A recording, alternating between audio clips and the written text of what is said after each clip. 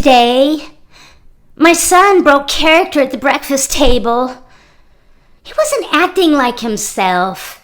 He wasn't fighting with his siblings, who were unusually quiet. Callie sat silently, pushing her breakfast around her plate. There was no brutal fights to the death over the bathroom. No constant bickering about cereal. Zach wasn't kicking his siblings under the table to start arguments. And I didn't have to shout even one time. It was far too quiet. Jonas, I spoke up, looking up from my iPad. It was too quiet. It meant my children were either sick or something was brewing. Jonas, my eldest at 16, was usually the instigator, but he couldn't even look me in the eye. What's going on? I set down my iPad, and across the table, Zach flinched, gaze glued to his bowl of untouched cereal. Callie ducked her head, thick brown strands hanging in her face. I knew this stance. I knew my children. Too quiet and guilty. Just like 5 years ago when they shattered my mom's vase, playing the floor's lava. They must have broken something. I sighed, noticing the atmosphere. Jonas and Zach were clearly trying to stay silent, and Callie was one squeak away from singing like a canary. All right. As long as it's not your grandfather's urn, I don't care what you've broken, as long as you fix it. Dad's hurting us. At first, I didn't even hear my son. I was too busy reaching across the table and grabbing maple syrup for my pancakes. But then, he said it again. Stabbing his fork through his breakfast, his voice, it choked up. Dad's hurting us. Zach's head snapped up, narrowed eyes glued to his brother. He was frightened. What are you doing? He hissed. Zach straightened up with a tense smile. Hey, it's okay, Mom. Jonas is just, he's hurting us. He's hurting us, Jonas whispered, curling into himself. His eyes, they found mine, hollow and broken. How did I not notice? How did I not see the shadows under his eyes? The agony creased between his brows. I'm not staying silent anymore, he whispered.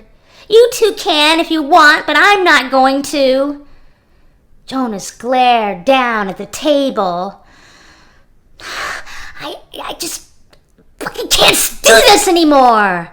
He broke into sobs that immediately broke my heart. I stood and aimed to wrap my arms around my son, but the second I touched him, he flinched. He flinched right away. His eyes were wide, almost feral. He shoved me back, diving to his feet. No! Get away! Get away from me! Ignoring him, I wrapped my arms around him, and after fighting me, screaming and sobbing at me to get away, he melted into my shoulder, sniffling. I stayed very calm, but my chest, it was aching. I pulled away from the hug, trying to smile. Show me, I said, steadying my voice. I couldn't scream. If I showed my children I was scared, I would scare them. Mom, Callie spoke up. Callie, stay here. You too, Zach. I turned, to my son. Tell me everything, everything, okay? Please, sweetheart. I grabbed his shoulders. I'm not mad, and I promise. I believe you. Jonas nodded and ran upstairs. I followed him on shaky legs. My heart, it was in my throat. Jonas led me inside his room he shared with Zach. When you go to bed, Daddy, he comes in our room and makes sure we're restrained. Jonas lifted up his pillows, and there, looped around his bed frame, were chains. Jonas turned his face to me. Ever since we tried to run, he's chained us to our beds. You tried to run away? I choked out. But why? Thick bile crawled up my throat when my son stepped in front of me.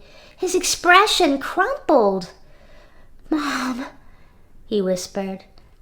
There's something I need to tell you. Jonas grasped my shoulders. His nails were digging into me. Harsh. But you can't be all freaked out, all right? You can't call Dad. Just listen to me. I nodded, breathless, as he took my hand and led me back downstairs.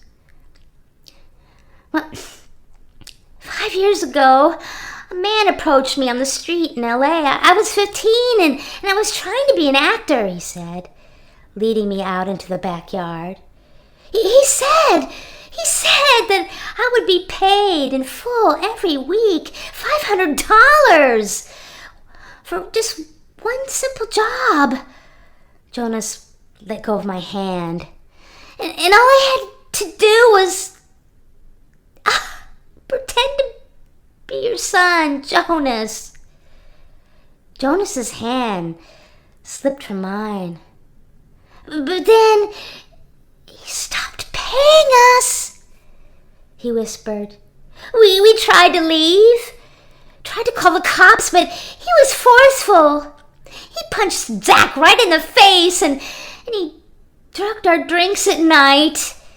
He started chaining us up when you weren't here. And now we're prisoners.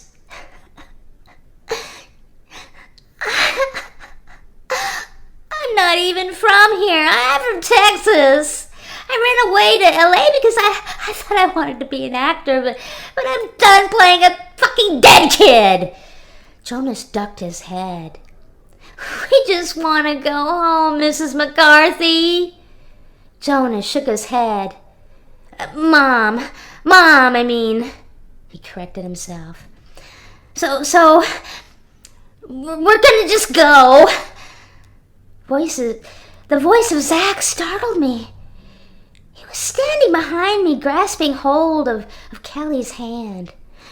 I'm so sorry for your loss, he whispered. But we're not your children. He nodded to Jonas. Get your shit, Jack. We're leaving. We're going. Jonas nodded, and he gave me a quick hug.